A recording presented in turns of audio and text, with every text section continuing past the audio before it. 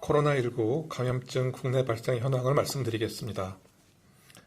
10월 8일 기준으로 국내 발생 신규 확진자는 60명이 확인되었고 해외 유입 사례는 9명이 확인되어 현재까지 총 누적 확진자는 24,422명입니다.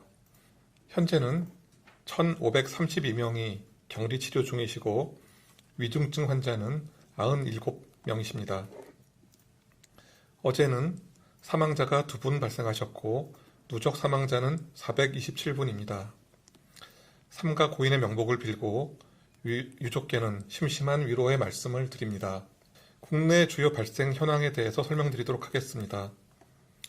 서울 도봉구 다나병원 관련하여 격리 중 1명이 추가 확진되어 현재까지 누적 확진자는 51명입니다. 경기 화성시 가족 모임 관련하여 10월 6일 첫 확진자 발생 이후 5명이 추가 확진되어 누적 확진자는 총 6명입니다. 경기도 고양시 가족 관련하여 10월 6일 첫 확진자 발생 이후 6명이 추가 확진되어 누적 확진자는 총 7명입니다. 경기도 의정부시 마스터 플러스 병원 관련하여 접촉자 조사 중 6명이 추가 확진되어 현재까지 누적 확진자는 총 36명입니다. 대전 일가족 지인 모임 관련하여 10월 4일 첫 확진자 발생 이후 11명이 추가 확진되어 누적 확진자는 총 12명입니다. 부산 부산진구 지인 모임 의료기관 접촉과 관련하여 접촉자 조사 중 2명이 추가 확진되어 누적 확진자는 총 13명입니다. 해외 유입 환자 발생에 대해서 설명드리도록 하겠습니다. 10월 8일 기준으로 해외 유입 확진자는 9명이었습니다. 외국인은 7명입니다.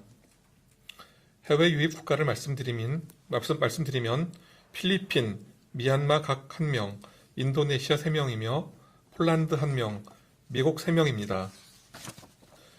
오늘은 인플루엔자 등 여러 호흡기 감염병을 예방하기 위한 손 씻기에 대해서 말씀드리고자 합니다. 마스크와 함께 가장 유용한 예방법은 손 씻기입니다. 즉 코로나와 같은 호흡기 감염병도 손을 통해 전파되는 확률이 결코 작지 않다는 뜻입니다. 질병관리청이 2018년에서 19년 사이 정책 연구 용역을 통해 소아와 어르신에서 얼마나 자주 손으로 얼굴을 접촉하는지에 대해서 분석한 결과가 있습니다.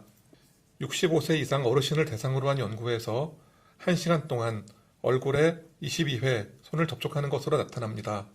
점막 부위로는 코 4.7회, 입 2.9회, 눈 1.8회 접촉하는 것으로 나타났습니다. 소아의 경우는 이보다 더 높은 빈도로서 1시간 동안 46회 접촉합니다. 입이 12.7회, 코 10.2회, 눈 4.9회 순입니다. 만약 바이러스에 오염된 손이 얼굴의 점막 부위에 접촉하게 된다면 감염으로 이어질 수 있습니다. 감염의 경로를 예를 들어 설명드리겠습니다. 마스크를 하지 않는 감염자가 재채기를 할 때 습관적으로 손으로 입을 막는 경우를 가상해 볼 수 있습니다.